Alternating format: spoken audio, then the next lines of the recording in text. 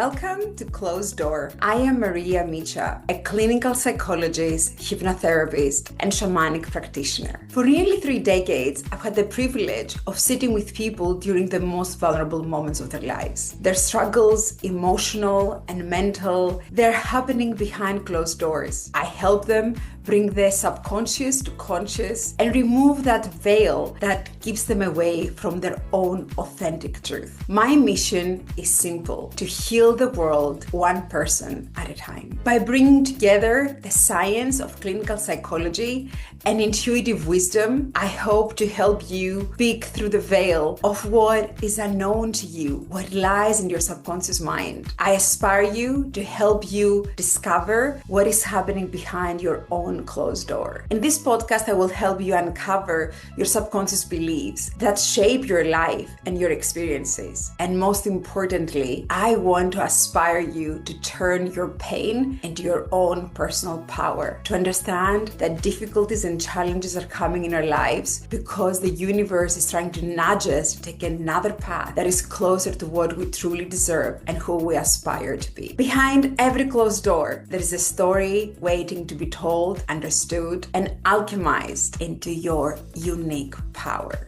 I am so happy to introduce to all of you our guest today, Gael Carter. She's a mentor and someone that I hold very close to my heart. Gael Carter's passion for shamanism started in 1987, and since then she has evolved and developed her own theory.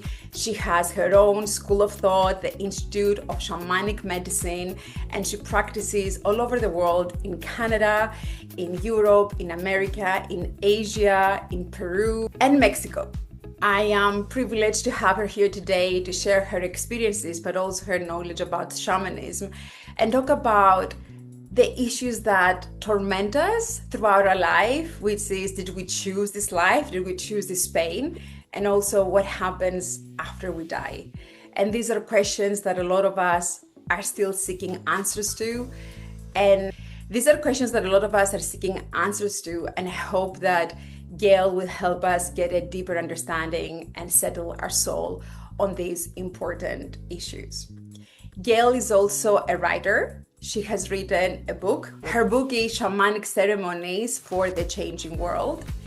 She has studied under Mayan traditions, Q'ero traditions. She has followed the spiritual pathways of Mayan, Yaqui, Toltec, Q'ero traditions. She has studied under important spiritual leaders that represent all these shamanic traditions. But I want to ask Gael to tell us more about her pathways and her teachings and her evolution in shamanism. Well, I started studying shamanism when I was 28 years old, and now I'm 67. So I've spent over half my life engaged in earth-based knowledge, shamanism, spiritual ways, spiritual traditions, in a way to try to understand, the reason, the purpose we are all here. And to be able to do it in alignment with actually all the earth energies. At 28, I was searching. I was a massage therapist in training, and I got sort of a door opened to energy, and I needed to understand energy and vibration. It kind of like threw me off that there was something else. I had been somewhat at different times, but it didn't speak to me deep enough to sort of keep me on a pathway like that. So I found a shamanic workshop very close to where I lived at the time in Atlanta, Georgia. And I went to this workshop, and it was like I had all of this knowledge and awareness. It was just like having my eyes and my body and my heart and my spirit open and excited first and foremost from the idea of healing, of being able to let go of our past and to align with all the energies of the earth itself. So since I was 28, I have pursued that. And you could say been a very dedicated student of shamanism, which I'll always be, because there's always more to learn. There's always more to understand. My gift, you could say, is in training others. That is very Training, true. yeah, I have been your student, and I know. yes, yes. So in training others who are very excited twofold about healing and about knowledge, and then the desire to be able to share that knowledge with others, and maybe most importantly, to find all their own internal medicine gifts, and then to be able to combine that with the shamanic knowledge and share that with other like-minded people. That is beautiful. It's been a journey. I want to ask you a question just for people to understand. So I know you were a teacher. You started your career as a teacher. And then that didn't work out very well for various reasons. So then you became a massage therapist. So every step you were taking after teaching was taking you closer to people's experience, their pain, because people come for massage when they have physical pain. And usually the physical pain is a manifestation of emotional pain or trauma that has not been released. Sometimes we're not even aware of it. And you said that you experienced that it was like a door open to spirituality. Can you tell us a little bit more about that moment when everything changed? I was participating in a ceremony, Mm. and there was a person there who was like the facilitator. And that person asked me maybe the most important question of my life. Hmm. What do I believe I came here to do in this lifetime? And what I responded was to heal myself no matter what, to no longer be burdened by the situations and the pains in my life. And that was probably 36 years ago that moment happened. And in that moment, it was like um, seeing a new flower or a new tree flowering up. When we see that, it's so alive, it's so vibrant, and something just lit up inside of me. So you would say that in that moment, that question made you connect with your souls through purpose that you were in a way unaware of before. You knew that whatever else you were doing was not exactly hitting home, was not exactly what you need to do, but you were not able to put your finger in it. So would you say it was a gradual awakening, or would you say it was a sudden awakening? I would say for myself, it was a sudden awakening. It was like lightning bolts, Mhm. almost like if spirit could communicate, it was almost saying, Gail, wake up. This is for you. And we have a lot to give you. We will use you as a conduit to transcend information, spiritual knowledge to the world. And we need you to see us. We need you to come in our world and be the person who transmutes all the information into others. That's beautiful. What would you say that your own pain has helped you understand about the world, but also help alchemize other people's pain into their power or use the pain as a gateway to spirituality? I think that's a great question. One of the one of the important things that I learned was pretty much all of us have pain. And I actually got to study in a way with other like-minded people. I got to sort of view them changing. And I'll be honest, I was afraid. Hmm. Like, I was afraid to let go of my story. I was afraid to find hope. I had some very deep levels of abuse in my background. But maybe I had the most important thing, and that was hope. So, hope kind of was here, this hope is almost like pulling me towards it every day of my life. And by walking through that process, I hold really deep compassion for the courage of other humans to decide to heal. Like, I am so willing to walk with someone. Now, on the other side of that, on the other side of that is also our gifts. So, what it is we're healing also illuminates and is related to how we can actually help others to heal. Of And course, if so, we heal ourselves, then the people around us will feel the difference, will create a different, a freer platform for them to find themselves, but to also experience a more compassionate life. Or they will go from trying to push others away from them, that we always do, right? We have to keep that person away from us. That person is malicious. But once I feel safer in myself because someone else has healed and I feel safer in their presence, then I no longer have to nudge my way around it, around life, or fight my way around life. And I am giving completely different vibes to other people.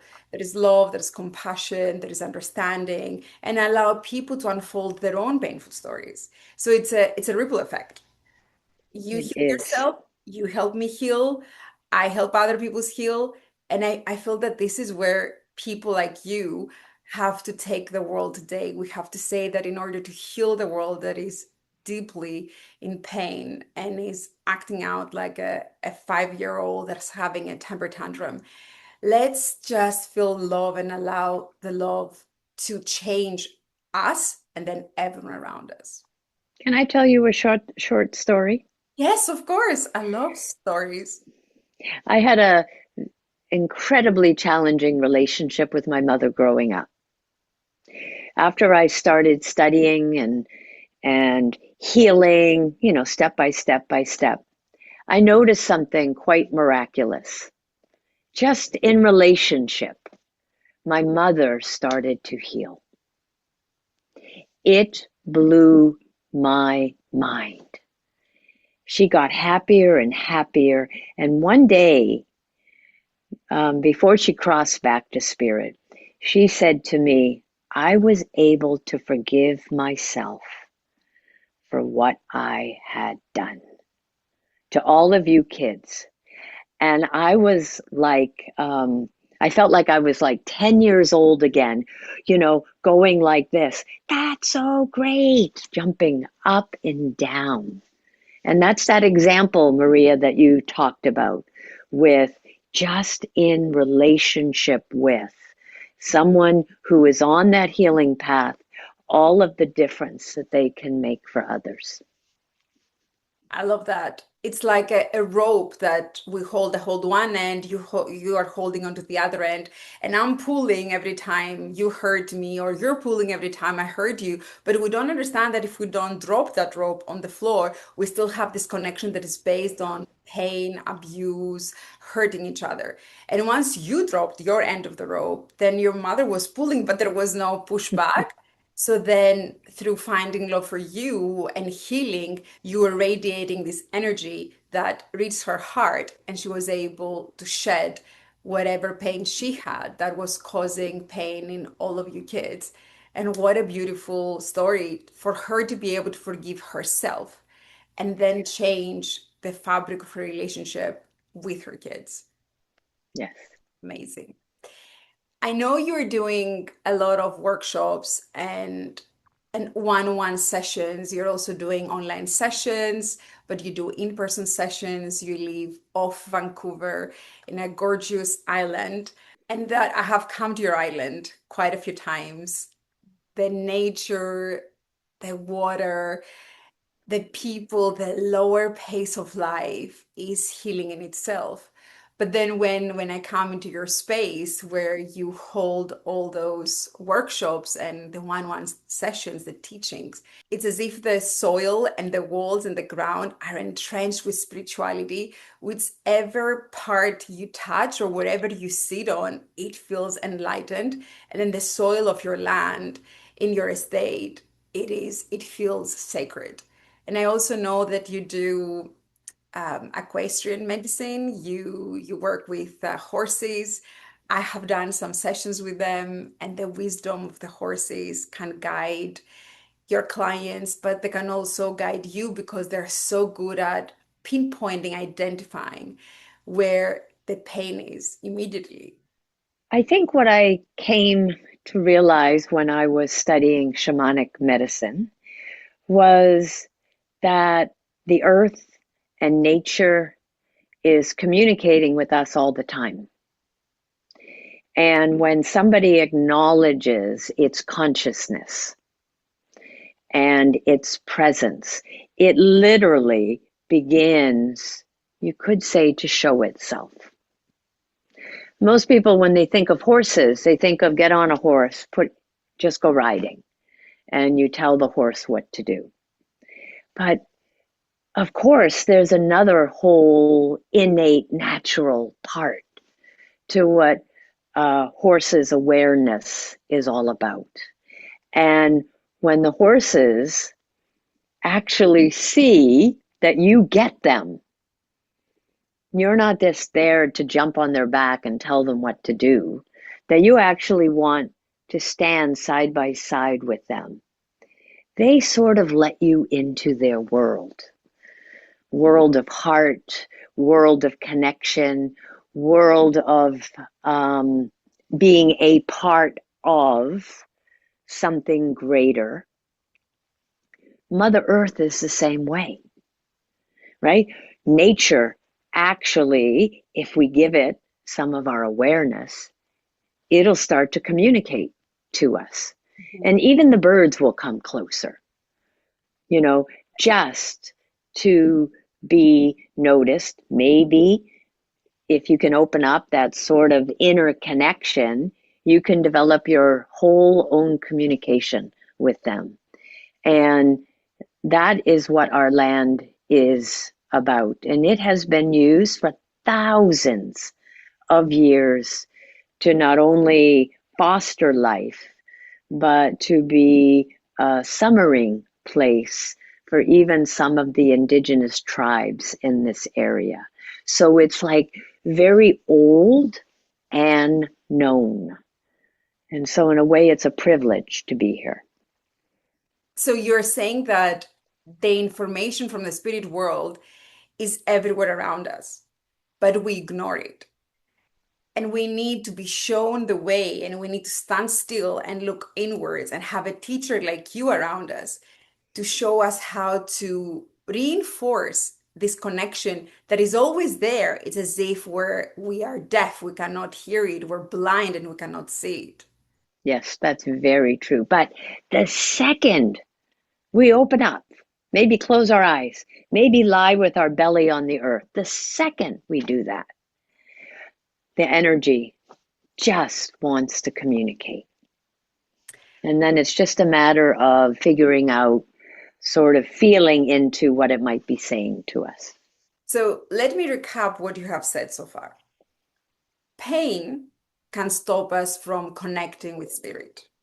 If we just have pain and we keep paying attention to our pain without having hope and faith that something can change, and there is a greater force out there that can guide us and help us heal, give us the information we're lacking through our cognitive cerebral mind, then it is very difficult to go to a deeper healing that will not only help us release the pain, but will help us reinvent ourselves, rebirth ourselves.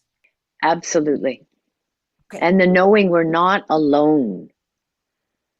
Sometimes we forget, like it's just us humans, but we have ancestors behind us, and they are always touching us.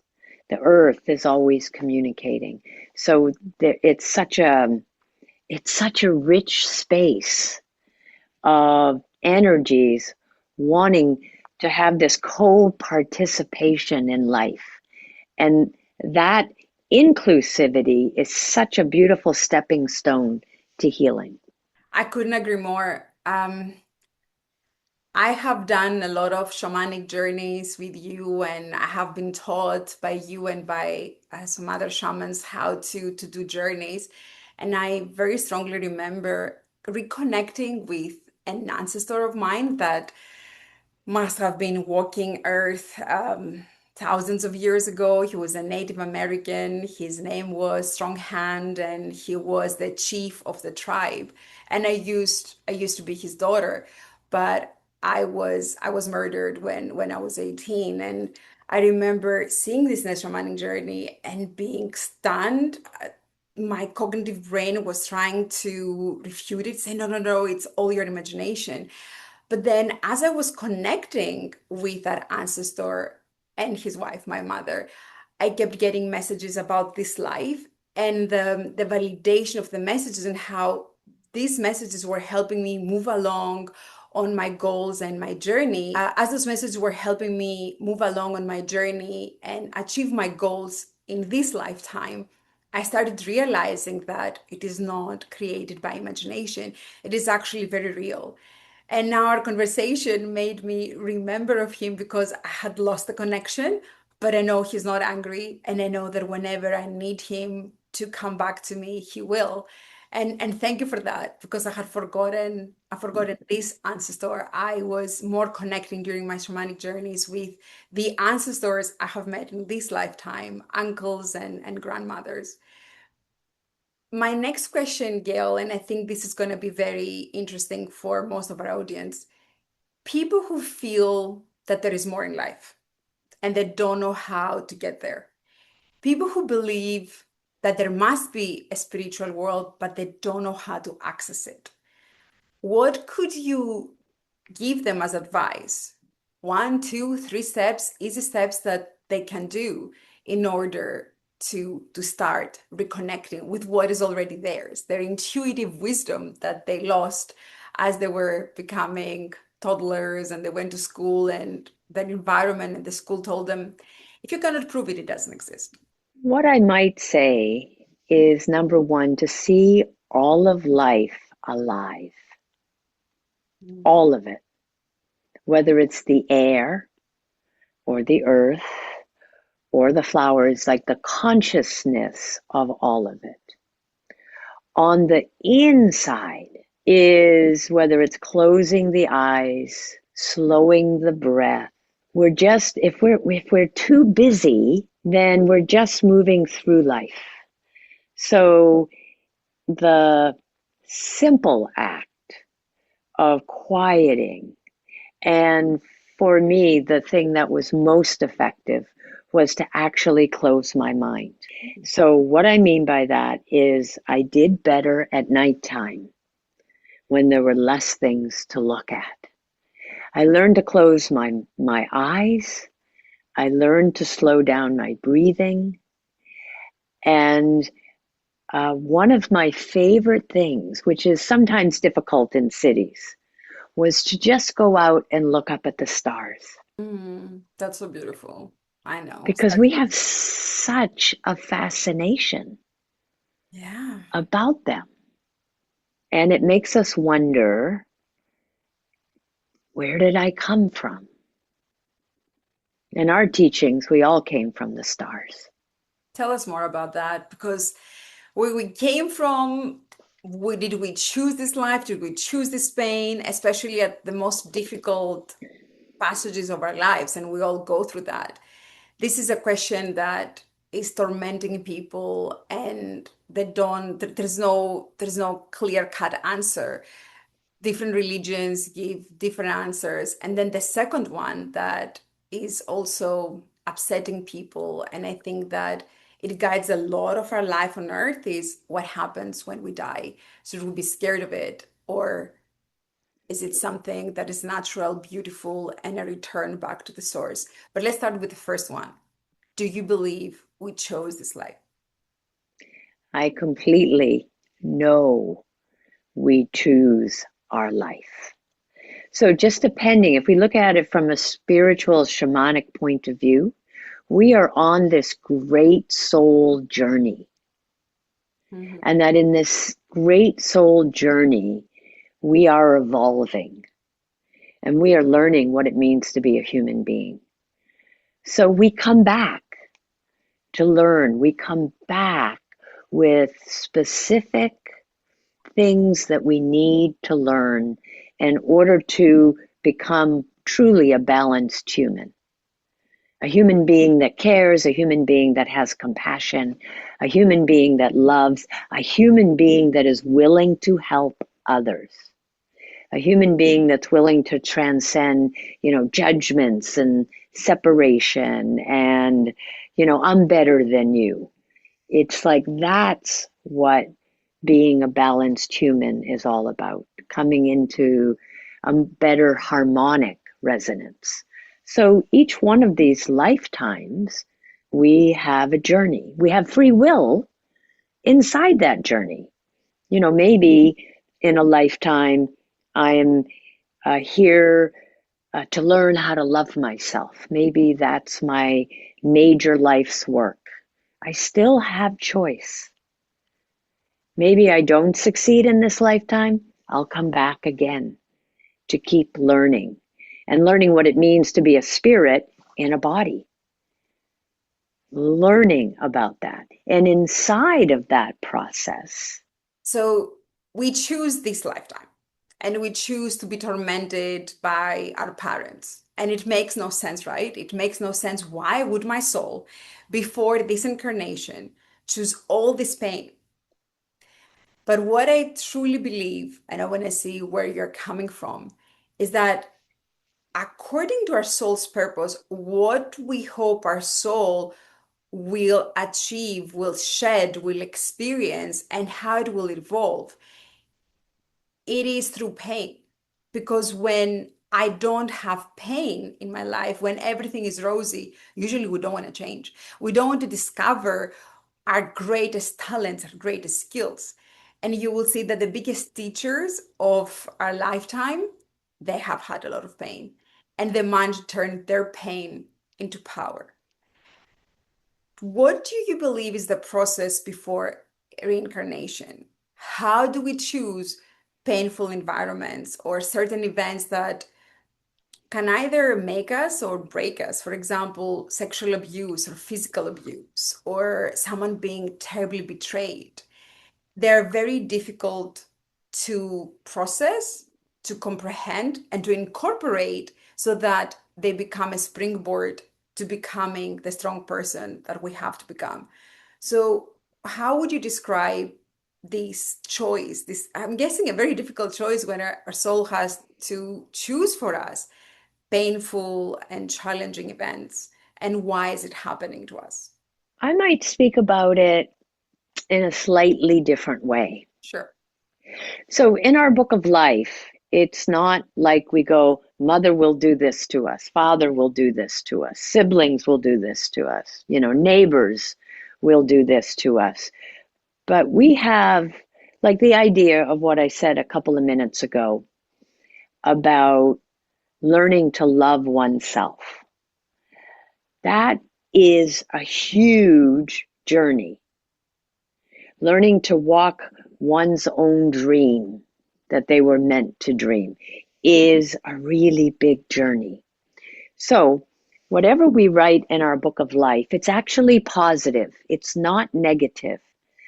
But over lifetimes, we are learning karmically, learning our lessons, and we are learning those lessons in relationship to mother, father, because we met them in other lifetimes.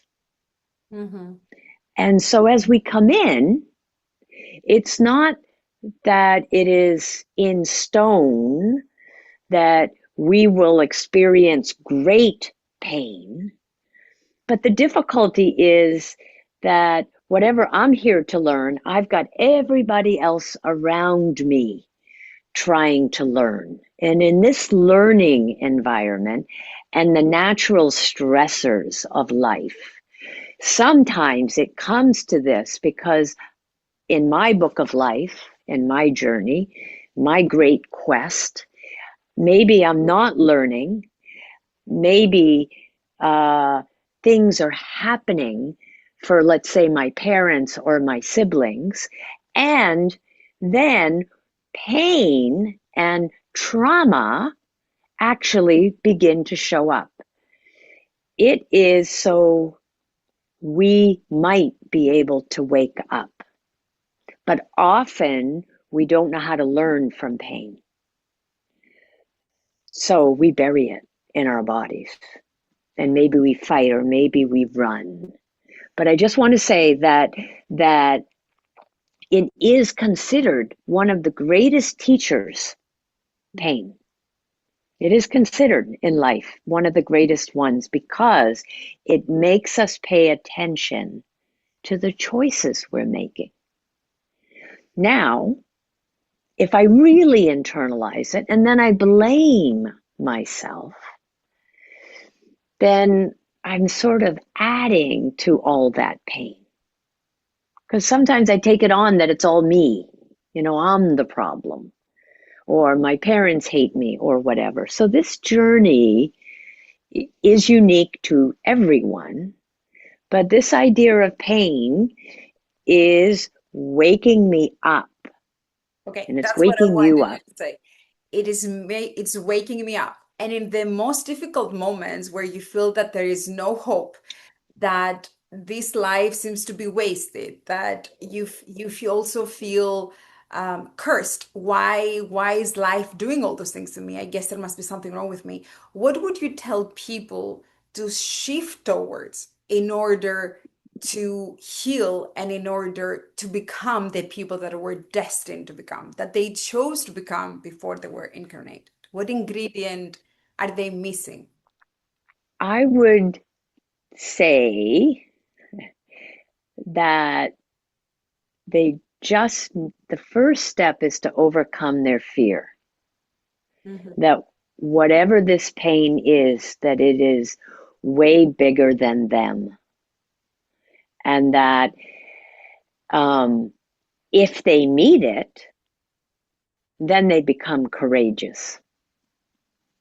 But I want to say that in this wake up, the minute they wake up and they go, I don't have to keep living life this way, is to begin looking inside and how can I do it differently? How So can I experience it differently? So they have to see the pain as a teacher and to stop living in a sphere that is full of pain, to find their own power, to understand that the pain is there to nudge them in another direction in the form of a teacher. And instead of being scared of it, experiencing the fear that paralyzes us, and we cannot think, we cannot find the path out of anything when we're paralyzed, to embrace it and say, okay, show me the way. Show me how to heal and show me how to evolve from this space. And that's hugely courageous. It is.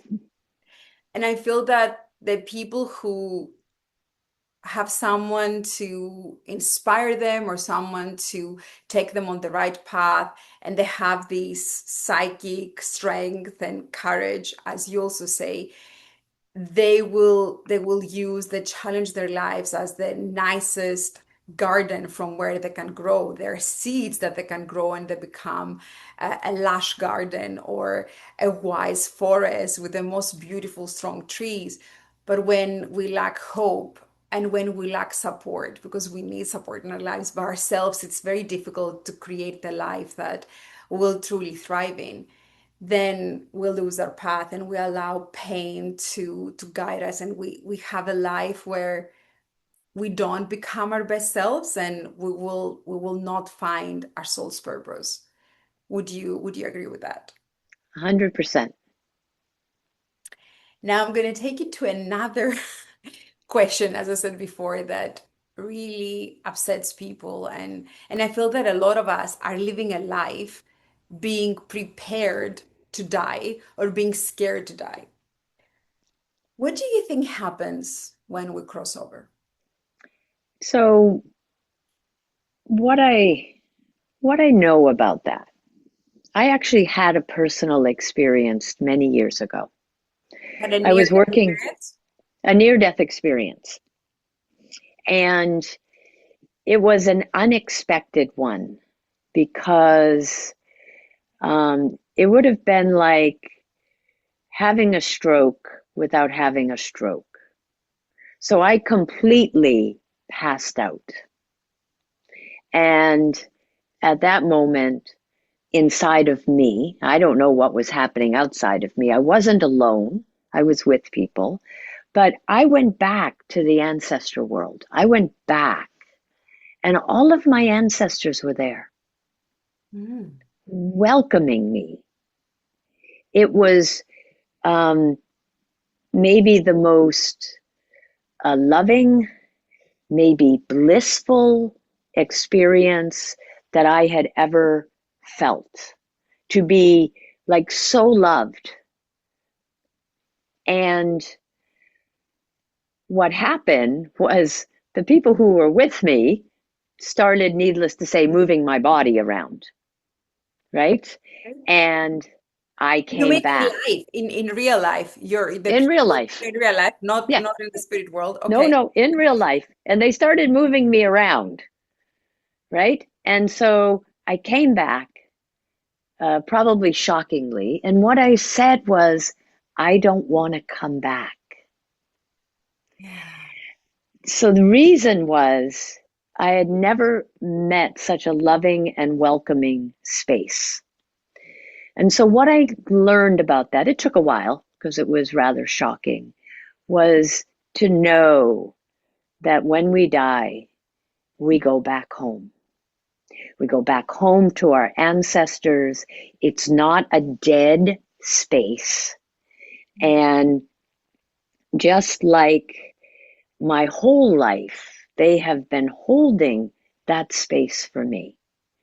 And so at the end of our life, maybe sometimes one of the greatest fears that we might have is how we will die. You know, maybe we're afraid of physical pain, but inside of that, imagining and knowing, talking to our ancestors and knowing they are just waiting to welcome us.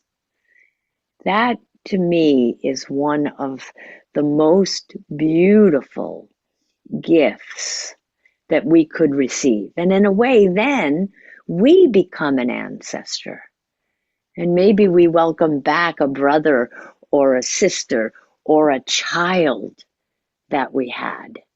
And how very sacred and special that is. It is, and what you're describing, and I didn't know you had an NDA, is what many people are describing who have experienced a near-death experience. They're welcomed by loved ones that they have passed on some time ago, that they feel so much love, that everything feels so easy, that there is no pain, physical or emotional.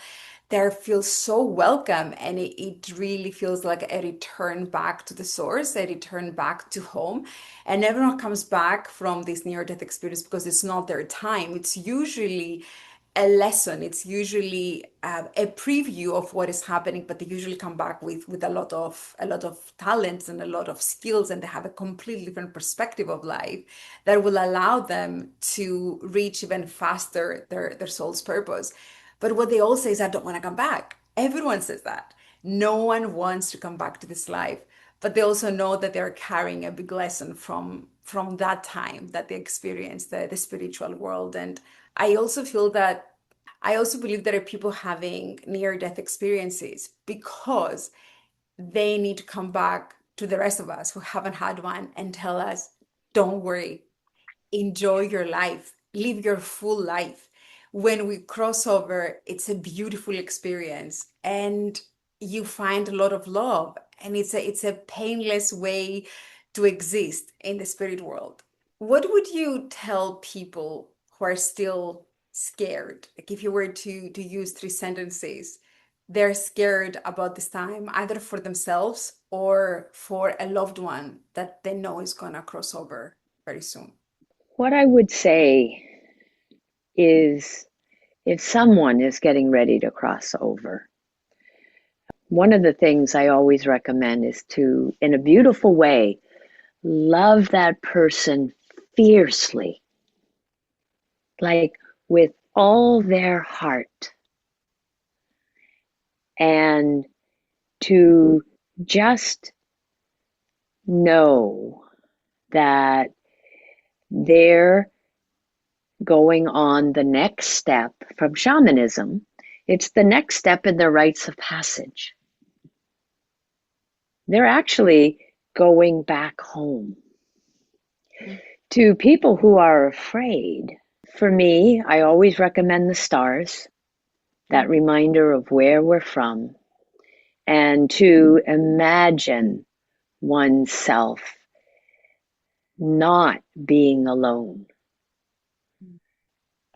and that there is so much love and compassion and all judgments, all of the difficult things we have here, they're gone. They're gone. And I would say to say everything they need to say, to live Yes. life in the moment, say it all and not hold back. Even to the people who are not very ready to listen, because there are some people Even, who are just holding their hearts so closed off, that don't want to feel more, they don't want to experience the love, and they don't want to open up their mind. But we, the ones that are more awakened, we should not hold back and we should tell them how we feel about them, what we admire about them. And I would say when someone is about to cross over and you know it, and you're having this spiritual awakening, tell them about what is going to happen on the other side. Prepare them. And even if they refuse to listen, even if they just refute everything you say, something stays with them. And it will probably bring their pain and their fear a little bit down, and the crossing will be easier. yes, and we even have a shamanic trance journey to help a person who's afraid of death just by drumming and being guided to actually move themselves through that entire process. And then to actually feel themselves surrounded by their ancestors with that beautiful kind of love. Yeah. Love transcends everything and it transcends this lifetime. This is a lifetime that we have chosen in order to grow, to understand, to touch other people's lives, as I often say.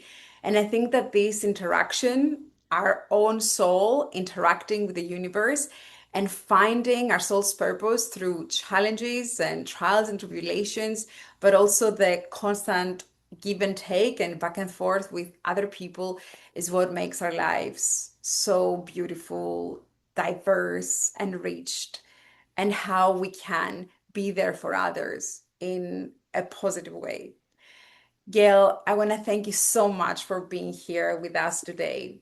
What are three short advices that you can give to people who are on that path and they feel stuck or they want more in their lives?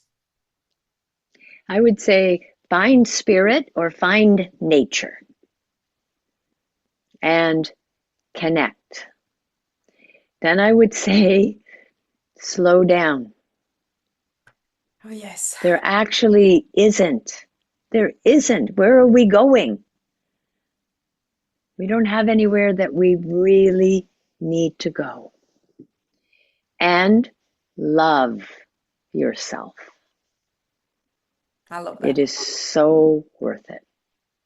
I love your three advices. Slow down. Where are you going? Connect with yourself, connect with nature, The spirit is always around, and feel a lot of love first for yourself and then for others. And if you cannot love yourself, how are you going to love anyone else? Thank you for your time, for your wisdom. Please tell people where they can find you because I'm sure that many people want your wisdom and to learn from you. So if you want to contact me, you can go on to shamanicmedicine.ca, and that is our website. And as Maria said, I live in Canada on a beautiful island, and we welcome people here. Yes, you do And many thank workshops throughout the year. many online. Yes. Yes. Thank you Thanks, so much. Maria. Thank you so much. It has Yeah. been wonderful.